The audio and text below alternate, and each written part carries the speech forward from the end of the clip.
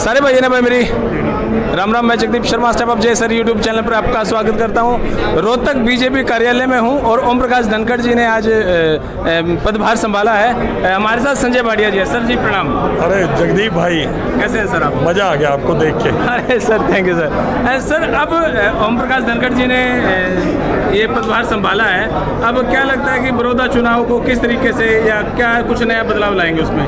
नहीं, मैं एक बात तो कहूँगा कि हमारे यहाँ भारतीय जनता पार्टी में टीम वर्क रहता है, लेकिन जिस प्रकार से हमारे नवनियुक्त अध्यक्ष जो माननीय ओम प्रकाश धनखड़ जी, जिनको वर्षों का मैं समझता हूँ बाल्यकाल से ही जिस तरह वो विचार के साथ जुड़े और छात्र जीवन से विद्यार्थी परिषद के पूर्णकालिक रहे, पूरे देश भर का उन्होंने प्रवास किया। किसान मोर्चे के राष्ट्रीय अध्यक्ष के बाद उन्होंने पूरे देश भर में प्रवास किया। मैं समझता हूँ जितना लंबा अनुभव संगठन का उनको है, संगठन कार्यों का और कार्यकर्ता की उनको पहचान है, मैं समझता हूँ निश्चित ही हर चाहे बड़ौदा चुनाव हो चाहे संगठन के कार्यों में हो, लाभ मिलेगा ही। कड़वा सा प्रश्न है कि सुभाष बराला जी को अब की बार नहीं मिला ये, तो ये कोई कमी थी उनमें या क्या कुछ, या उनको कुछ नया? नहीं, ये पहली बात तो ये कड़वा सा प्रश्न नहीं है, ये बहुत मीठा प्रश्न है। माननीय सुभाष बराला जी जितने भी आज तक के 1980 के बाद भारतीय जनता पार्टी के गठन के बाद जितने भी प्रदेश अध्यक्ष रहे हैं, सबसे लंबा कार्यकाल हमारे प्रिय नेता सुभाष बराला जी का रहा है। ये भारतीय जनता पार्टी किसी व्यक्ति विशेष की पार्टी नहीं है, जैसे अन्य क्षेत्रीय दल हैं। अभी कांग्रेस पार्टी या गांधी परिवार के अलावा कोई नहीं बनता, या तो कोई भी कार्यकर्ता किसी समय। और आपको जानकारी और दे दूं, माननीय सुभाष बराला जी और मैं दोनों श्री ओम प्रकाश धनखड़ जी की टीम में थे, किसान मोर्चा की टीम में थे। हमने इकट्ठे काम किया और उनसे काम सीखा।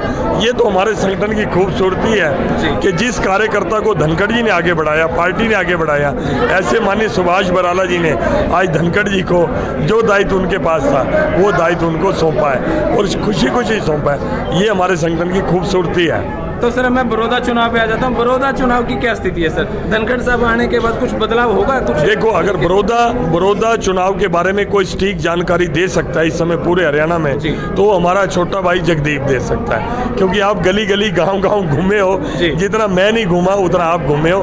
मैं तो एक बात विश्वास से कह सकता हूँ और आपके माध्यम से मुझे अनेक बार जानकारी भी मिली है कि इस बार बड़ौदा की जनता इतिहास रचने वाली है।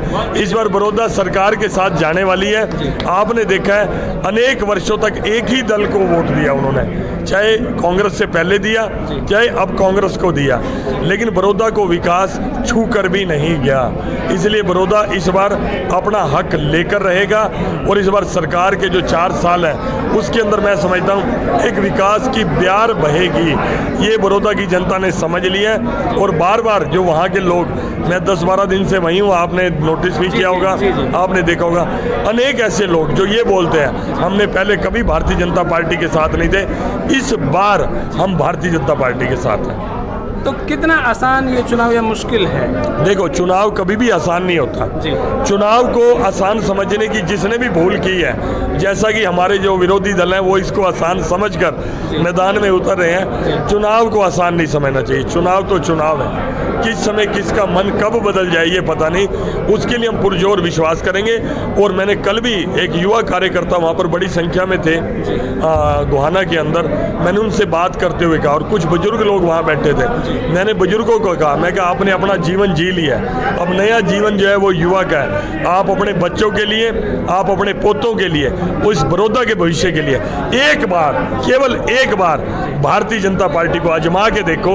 अगर कोई कमी रही तो 4 साल बाद आप जड़ से उखाड़ देना, खाली बड़ौदा से नहीं, चाहे हरियाणा से उखाड़ देना, लेकिन एक मौका बड़ौदा की जनता से अपने बच्चों के लिए, अपने बड़ौदा के भविष्य के लिए एक बार कमल का फूल खिला दीजिए।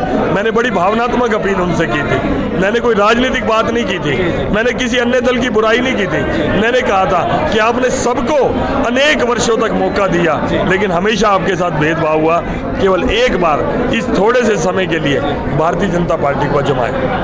बड़ौदा में विकास नहीं हो पाया, जहाँ तक मैंने देखा वहाँ के विधायक खट्टर साहब से काम नहीं ले पाए, या खट्टर साहब ने ये बड़ौदा के लोग खुद बोलते हैं, मैं उनके बारे में टिप्पणी नहीं करना चाहूँगा क्योंकि वो मेरे परिवार के ही सदस्य से थे कृष्ण हुड्डा जी, क्योंकि उनकी सगी भांजी हमारे ही परिवार में है, तो हमारे लिए तो जैसे उनके मामा है और हमारे भी मामा ही हैं, तो उनके लिए मैं नहीं कहना। वो बहुत ही नेक और अच्छे इंसान थे, बहुत ही शरीफ आदमी थे, लेकिन क्योंकि उनको लगा, जैसा कि कांग्रेस में हमेशा परंपरा रही है कि विपक्ष के लोगों का काम नहीं करते थे, उसी संकोच में हुड्डा साहब हमारे मुख्यमंत्री जी को उस हल्के के काम नहीं कह पाए, और बड़ौदे की हल्के की जनता, क्योंकि उन्होंने बीजेपी के प्रत्याशी को हरा रखा था, वो बीजेपी के प्रत्याशी को काम नहीं कह पाए। इस वजह से मैं समझता हूँ कहीं ना कहीं कम्युनिकेशन गैप रहा। अब मैंने वहाँ जाके देखा है, थोड़े ही समय में हर व्यक्ति ने मेरे से टच किया, मैं बड़ा खुशकिस्मत हूँ। और मैं कल ही अपने एक नेता को एक टिप्पणी कर रहा था कि बड़ौदा की जनता बहुत अच्छी है, बहुत सरल है, उन्होंने सहज मन से स्वीकार किया कि हमारे से कहीं ना कहीं चूक होती है। बार बार एक पार्टी को वोट देने से उन्होंने खाली हमारे को वोट बैंक ही समझ लिया, और उन्होंने इस बात की बयान नहीं करी। वो मजाक में कई, आपको पता है देसी भाई तो खुल के बात करते जैसे आप करते हो, कहते हैं भाई हुड्डा साहब की जो गाय थी, घास तो आड़े चरे थी, भैंस आगे घास चरे, वो भैंस कह रहे थे भैंस, गाय तो भैंस बड़ौदा में चरे थी, दूध जाके किलोई में दे के आवे थी।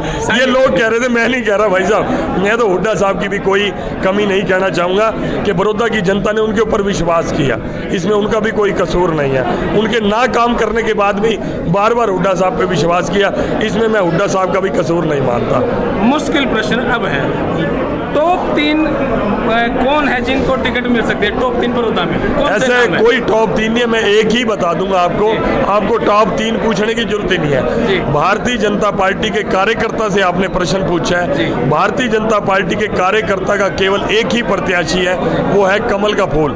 नामों के फेर में हम नहीं पढ़ते, नाम तो मेरे को भी नहीं पता था, मैंने लोकसभा का चुनाव लड़ना है और मेरे को यही कार्यालय में बैठे हुए मेरे को चुनाव लड़ा दिया।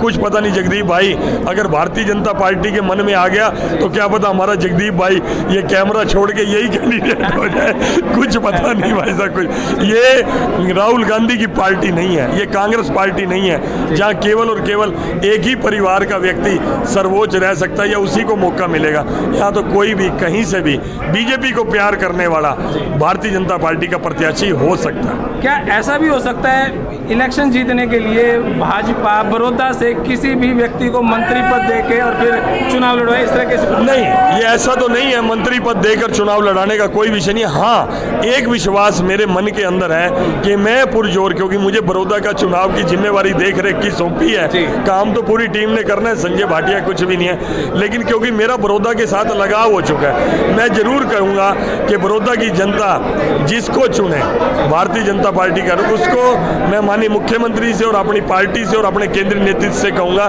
कि उनको जरूर मंत्री बनाए, ताकि जो बड़ौदा हल्के की अनदेखी हुई है उस अनदेखी का हिसाब किताब वो पूरा इन 4 सालों में हो जाए। Thank you sir, thank you. तो भाई ये है बीजेपी का ऑफिस, और बीजेपी के ऑफिस की खास बात ये है सब कुछ डिसिप्लिन यहाँ पर होता है। और डिसिप्लिन का मतलब मैं आपको समझाऊं, बड़े बड़े मंत्री हमारे संजय भाटिया जी कितने बड़े हैं, सिंपल सादे तरीके से खड़े हैं, यहाँ पे किसी के लिए कोई स्पेशल चेयर नहीं है, कोई कुछ नहीं है भाई। बाकी बहुत कुछ है, बहुत कुछ बढ़िया है, और देखेंगे इलेक्शन को किस तरीके से जीतते हैं। तब तक के लिए धन्यवाद। जय हिंद, भारत माता की जय।